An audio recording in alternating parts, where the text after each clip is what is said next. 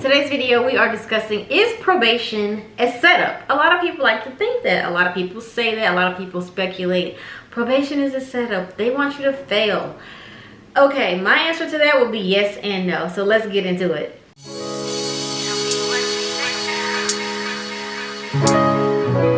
I want you guys to leave down in the comment section if you think probation is a setup or not, and if you've been on probation, tell me what your experience was. I'm trying to get a consensus to see how a lot of people are feeling.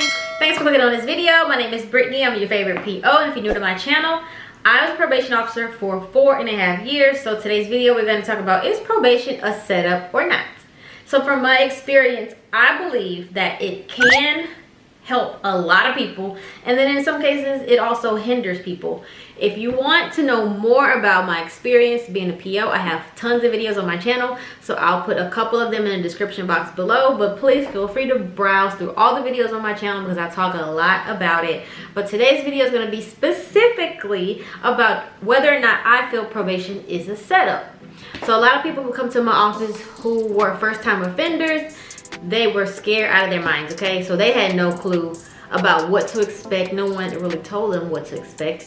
But people who were on supervision before in the past, the first thing that they would say, probation is a setup.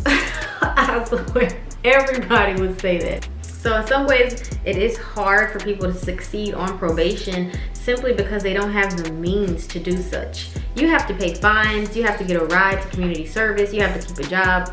And some of the people on probation, they are felons. So as you guys already know, it's hard for a felon to get a job. So when you come out of jail, you already run the risk of having lost your job for going to jail. So a stipulation of probation will be to have a job, will be to complete community service. And that part is hard for a lot of people because they don't even have, like I said, they don't have transportation. And then what if the court order is saying your license is suspended or you have to have an interlock device to drive a vehicle? People don't have the money to pay for an interlock device. If you don't know what an interlock device is, it is a breathalyzer basically that you hook up to your car and you can't drive the car without blowing into the interlock device. That interlock device could be anywhere from $80, I think, to like $120 per month. So on top of paying probation fees every month, you're also paying for an interlock device, possibly, all while not having a job. So in that way, I feel like sometimes it can be seen as, okay, this is a setup, I can't do this.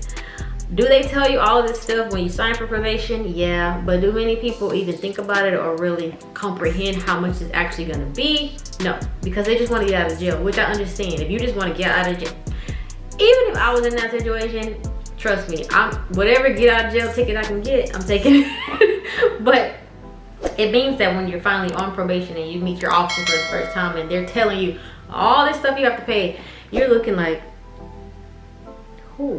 What? Because it's a lot. It's too much. So I can understand why people think, okay, this is a setup. And then there's so many stipulations like no drinking, no doing drugs, no hanging out past curfew for some people. That is a whole lifestyle change. If you've been an adult for X amount of years and now you're coming into this situation and you have to change everything about what you're doing, that is hard. I mean, I'm not gonna say it's a setup, but it's very hard. So I would always be upfront with everybody when they come to the office. Hey, I'm gonna let you know that this is what it is, this is what it's not. If you have any questions, feel free to call. And that's another thing. If you are on supervision and you feel like there's something you don't understand, call your officer. Or call me. Don't call me. But people don't know the right things to ask. So I also think that's a major problem. But if you are facing probation or issues with your probation officer, reach out to somebody, even if it's a supervisor or whatever. Just don't sit there and be confused, and because this is your freedom at the end of the day.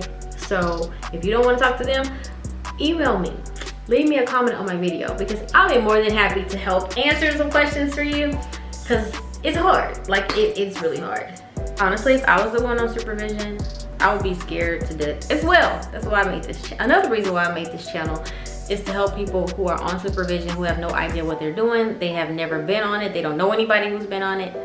This channel is for you, okay? So if you know somebody going through this situation, let them know what I'm doing on this channel because I want to help everybody. And don't be afraid to ask for help because I'm willing to answer any questions that you have. So feel free to check out all the other videos on my YouTube channel. people who want to be probation officers, also those people who are on supervision. I have a ton of information for you, so please check it out. And if you have comments, video suggestions, leave them in the comment section below, because I read everybody's comments and I respond, because we are a community over here. But anyways, I'm signing out. Till next time, stay safe, y'all. Bye.